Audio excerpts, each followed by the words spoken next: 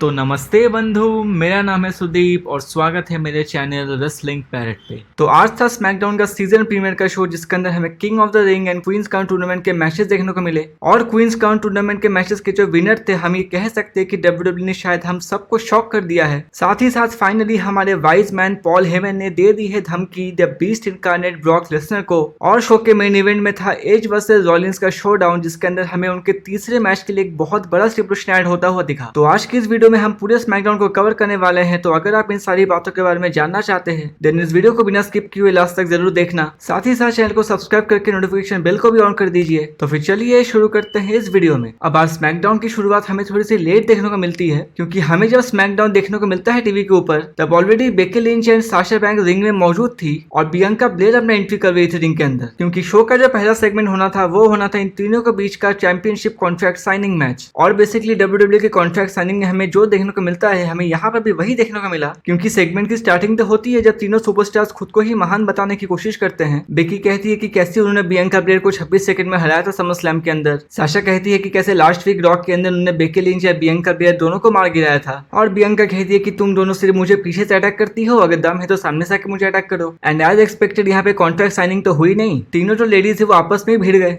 Sasha ने जो है बियांका ब्लेयर के ऊपर पीछे से अटैक कर दिया और उसी मौके का फायदा उठा के बेकी लिंच भी अपने हाथ धोने आ गई। लेकिन अगर आपको याद होगा तो एक वीक के अंदर हमें बेकी लिंच को डोमिनेटिंग दिखाया गया था, लास्ट वीक रॉक के अंदर हमें साशा बैंक्स को डोमिनेटिंग दिखाया गया। तो इस वीक में शायद बारी थी बियांका ब्लेयर की, क्योंकि ब्रॉल की एंडिंग हमें कुछ ऐसे देखने को मिलती है जब बियांका ब्लेयर दोनों को, साशा एंड बेकी दोनों को अपने कंधे पे उठा लेती है केओडी लगाने के लिए। लेकिन साशा जो है जैसे जैसे बियांका के कंधे से उतर के वो टेबल पे लेट जाती है और बियांका ने टेबल के ऊपर बेकी को केओडी लगा दिया, जहाँ पे ऑलरेडी साशा बैंक्स लेटी हुई थी। और इस तरह से बियांका ब्लेयर ने आज दोनों के ऊपर हाथ साफ कर दिए। अब क्राउन ज्वेल होने के पहले स्मैकडाउन का एक ही एपिसोड बाकी रहेगा, तो हमें ये देखना है कि उस एपिसोड में डब्ल्यूडब्ल्यू हमें क्या दिखाती है इन तीनों के बीच में। शो के ऊपर पहला ऑफिशियल मैच आता है किंग ऑफ द रिंग का qualifying match Rey Mysterio versus Sami Zayn के बीच में। अब मैच शुरू होने से पहले हमें ये देखने को मिलता है कि गोरिल्ला पोजीशन के अंदर रे मिस्टीरियो और उनके बेटे डोमिनिक खड़े होते हैं। और हमें ये देखने को मिलता है कि डोमिनिक जो है रे मिस्टीरियो से कहते हैं कि नहीं पिताजी, अब अकेले जाओ रेसल करने के लिए, मैं तो यहीं पे रहूंगा। और उसके बाद रे मिस्टीरियो अकेले ही रिंग में आते हैं और उसके बाद मैच होता है स्टार्ट। और ये मैच देख के आपको लगेगा कि रे मिस्टीरियो इतने कमाल के कैसे हो सकते हैं, मतलब इस एज के अंदर भी उनके मूव जो है इतने क्लीन होते हैं कि क्या कहने। लेकिन हमारे सैमी ज़ेन भी किसी मानवी में कम नहीं है, उन्होंने भी जम के मुकाबला किया रे मिस्टीरियो का और दोनों के बीच में कमाल की मैच चल रही थी। लेकिन मैच की एंडिंग हमें कुछ ऐसे देखने को मिली, जब हमारे यहाँ कॉमर्शियल चल रहा था उसी टाइम शायद कोई एक रिंग पोस्ट से कोई एक टर्नबकल निकल गया होगा और उसी टर्नबकल को वापस से लगाने के लिए वहां पे डोमिनिक आ जाते हैं। वो क्या करते हैं, वो ना रिंग पे चढ़ के उस टर्नबकल को लगाने की कोशिश करते हैं। और ये करने का रीजन सिर्फ एक ही था कि उनके फादर को वो ओपन टर्नबकल से कुछ चोट न लग जाए। लेकिन रे मिस्टीरियो को उसके बेटे की ये वाली हरकत सही नहीं लगी। वो डोमिनिक से कह रहे होते कि बेटा तो नीचे उतर जाओ, लेकिन इसी डिस्ट्रैक्शन का फायदा उठा लिया हमारे सैमी ज़ेन ने, जब उन्होंने रोल अप करके पिन कर लिया रे मिस्टीरियो को। और वो अब प्रोग्रेस कर चुके हैं सेमीफाइनल्स के अंदर किंग ऑफ द रिंग के टूर्नामेंट में। अब इस वाले मैच से सैमी ज़ेन का फायदा तो हो गया, लेकिन रे मिस्टीरियो एंड डोमिनिक के बीच में अभी भी कुछ खिचड़ी पक रही है, जो कि हमें शायद रॉ में ही देखने को मिलेगी, क्योंकि ये दोनों सुपरस्टार अभी रॉ में ड्राफ्ट हो चुके हैं। नेक्स्ट हमें एक बैक स्टेज सेगमेंट देखने को मिलता है, जहाँ कीला ब्लैकस्टन इंटरव्यू ले रही होती है सेथ रॉलिंस का। और वो सेथ रॉलिंस से यही पूछ रही होती है कि क्या उनको लगता है कि लास्ट वीक उन्होंने एज के घर पे हमला करके लाइन को क्रॉस कर दिया। जिसपे सेथ रॉलिंस कहते हैं कि नहीं नहीं, मैंने कोई लाइन नहीं क्रॉस करी, मैं सिर्फ एज के घर पे आंसर लेने गया था अपने चैलेंज का, जो कि मैंने उसको किया था एक थर्ड मैच के लिए। और साथ में वो ये भी कहते हैं कि अगर एज उसके चैलेंज का आंसर आज नहीं करते हैं तो उनको कुछ और भी सोचना पड़ सकता है। लेकिन ये होने के तुरंत ही बाद हमें रिंग में देखने को मिलता है शो का दूसरा मैच, जो कि था क्वींस क्राउन टूर्नामेंट का पहला मैच जेलिना वेगा वर्सेस टोनी स्टॉर्म के बीच में। अब ये मैच को देख के आप क्या प्रेडिक्ट करोगे कि जेलिना वेगा के साथ डब्ल्यूडब्ल्यू कुछ करती तो है नहीं, और क्योंकि टोनी स्टॉर्म अभी अभी रोस्टर में आई है तो डब्ल्यूडब्ल्यू शायद उनको पुश करेगी। लेकिन डब्ल्यूडब्ल्यू कभी कभी क्या करती है वो शायद उनको खुद भी नहीं पता, क्योंकि मैच की एंडिंग हमें देखने को मिलती है जब जेलिना वेगा ने क्लीन पिन कर लिया टोनी स्टॉर्म को और वो प्रोग्रेस कर चुकी है क्वींस क्राउन टूर्नामेंट के सेमीफाइनल में। तो देख के ये लग रहा है कि क्योंकि टोनी स्टॉर्म अभी अभी रोस्टर में आई है तो डब्ल्यूडब्ल्यू एकदम तुरंत से उनको पुश नहीं देना चाहती। लेकिन चलो इसी बहाने जेलिना वेगा को थोड़ा पुश मिल जाएगा। शो का नेक्स्ट सेगमेंट होता है शो के अंदर एकदम बीच वाला सेक्शन, और यहाँ पे हमें देखने को मिलते हैं हमारे tribal chief universal champion Roman Reigns. अब आज के शो के अंदर रोमन रेंस ना ही तो शो के शुरुआत में थे और ना ही मेन इवेंट में थे, डब्ल्यूडब्ल्यू ने उनको एकदम बीच में डाल दिया। अब 5 मिनट अपने इंटरेस्ट करने के बाद रोमन रेंस रिंग में आते हैं और रिंग में आके वो सबसे पहले वही बात करते हैं कि एक्नॉलेज मी, लेकिन उसके बाद वो बात करते हैं पॉल हेमन के बारे में। रोमन रेंस कहते हैं कि मैंने जो है पॉल हेमन को सिर्फ एक काम दिया था, और वो है कि मेरे कजन ऊसोस को स्मैकडाउन में ही ड्राफ्ट करवाने का। और खुशी की बात यह है कि पॉल हेमन ने वो काम सक्सेसफुली निभाया है, और इसलिए तुम लोग मेरे साथ साथ पॉल हेमन को भी एक्नॉलेज करो। लेकिन इतने तारीफों के पुल बांधने के बाद रोमन रेंस फाइनली अटैक करते हैं पॉल हेमन के ऊपर और वो पॉल हेमन से क्वेश्चन करते हैं कि अच्छा तुम मुझे सच सच बताओ, क्या तुम्हारा कोई हाथ था ब्रॉक लेसनर को फ्री एजेंट बनाने के लिए? अब ऐसी बातें चलते चलते वहाँ के जो ऑडियंस है वहाँ पे सुप्लेक्स सिटी के चांस करना शुरू कर देते हैं, जिसपे हमारे रोमन रेंस कुछ ऐसे रिप्लाई करते हैं कि ये बेवकूफ इंसान, यहाँ पे कोई सुप्लेक्स सिटी नहीं है, यहाँ पे है सिर्फ आइलैंड ऑफ रेलिवेंसी। और ये कहने के बाद वो दोबारा पॉल हेमन से जवाब मांगते हैं, जिसपे पॉल हेमन रिप्लाई करते हैं कि मेरे ट्राइबल चीफ, मैं क्या आपको इतना बेवकूफ लगता हूँ कि मैं हम दोनों के बीच का जो रिलेशन है उसको तोड़ना चाहूंगा? और अगर मैं सचमुच उतना बेवकूफ होता तो क्या आप मुझे अपना काउंसिलर चूज करते?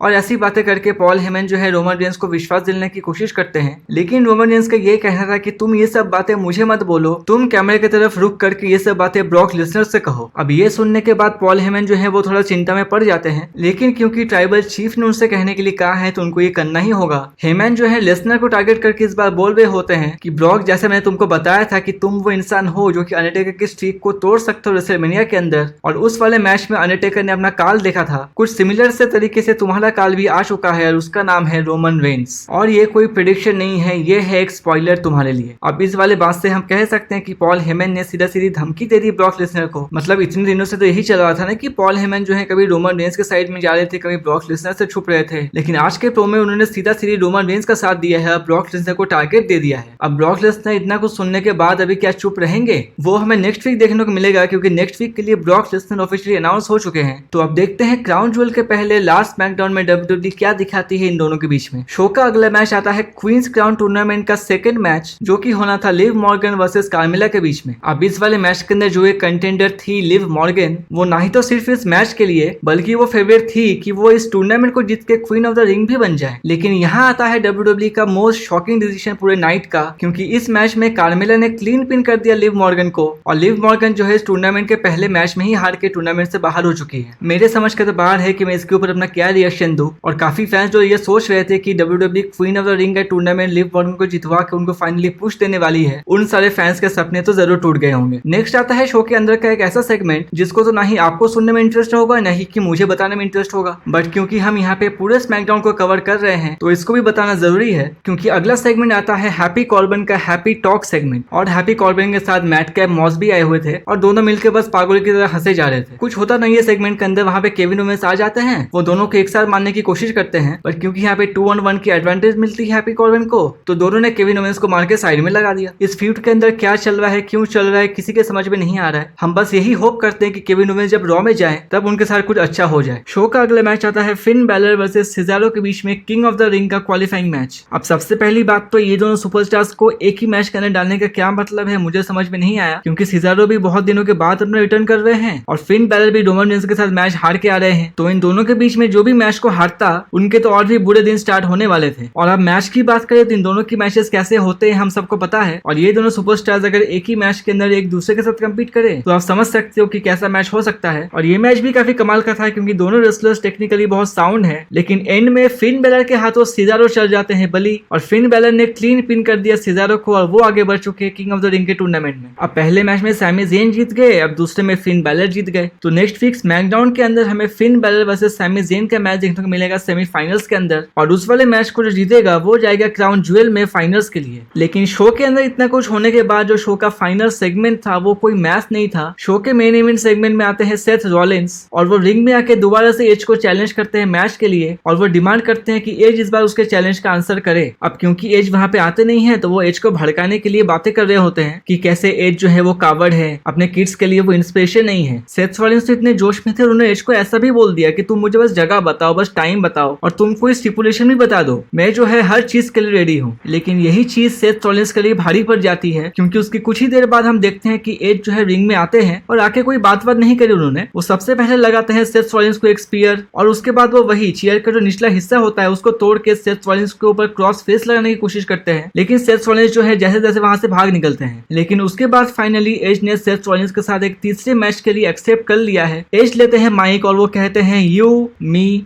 Hello in a Cell. और ये सुन के ना सेथ रॉलिंस की एकदम बत्ती गुल हो जाती है, क्योंकि कहाँ सेथ रॉलिंस और हम सोच रहे थे कि हो सकता है कि लास्ट मैन स्टैंडिंग मैच हो जाए, नो होल्ड्स बार्ड मैच हो जाए, लेकिन WWE यहाँ पे हेल इन अ सेल का मैच करवाने की सोच रही है। अब इन दोनों की जो राइवलरी है वो तो ऐसे ही कमाल की चली रही है, और आप जरा इन दोनों की फाइनल चैप्टर, फाइनल मैच के बारे में सोचो। एक तरफ है सेथ रॉलिंस जिन्होंने कभी भी hello in a cell match में कम्पीट शायद नहीं किया है, और दूसरी तरफ है एज जो कि इतने सालों के बाद हेल इन अ सेल में जाएंगे। आप जरा इमेजिन करो कि मैच के अंदर क्या ही तबाही हो सकती है। क्राउन ज्वेल तो ऑलरेडी एक बड़ा पेपर व्यू था ही, लेकिन WWE जितने दिन जा रही है उसको और भी बड़ा बना रही है। खैर 2 हफ्ते का और वेट है, उसके बाद तो हमें ये वाला पेपर व्यू लाइव देखने को मिल ही जाएगा। तो आज की ये वीडियो यहीं तक की थी। अगर आपको ये पसंद आई हो तो इसको लाइक या शेयर करना ना भूले। इसके साथ साथ चैनल को सब्सक्राइब करके नोटिफिकेशन बेल को भी ऑन कर दीजिए, ताकि आपको रेसलिंग से जुड़ी हर न्यूज, अपडेट्स और इवेंट्स की जानकारी इस चैनल पे मिलती रहे। तो ठीक है बंधु, मिलते हैं आपसे अगले वीडियो में।